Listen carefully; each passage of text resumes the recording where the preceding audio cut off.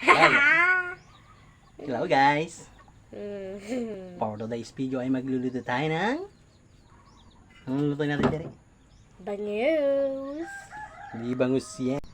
Luto tayo ng galunggong. Papaksiw lang po natin siya.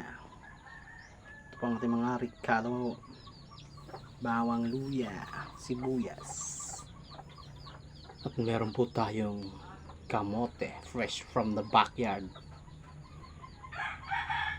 Okay, let's start. Paghalo-halonin po natin yung unang mga regalo. Ngayon guys, papainit na po tayo ng mantika. Igisa ko lang ito regalo para mabango. Kunain na po natin yung luya.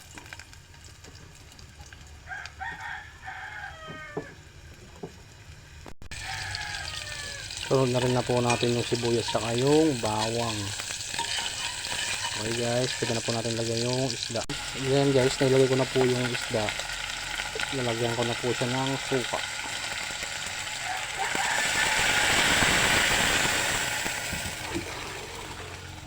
Ito ang ginamit natin ng sukang tuba. Sarap po yan, mabango. Yun na po guys, malapit na pong malato ang ating paksiw na galunggong. Sarap niyan guys.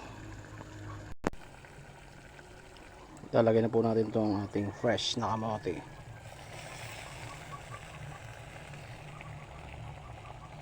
Tatakpan. Hilantay lang po na tayo ng ilang minuto. Luto na po yan. Kakain na po tayo. Habang nagluluto ng paksiw, kain po tayo ng shawarma.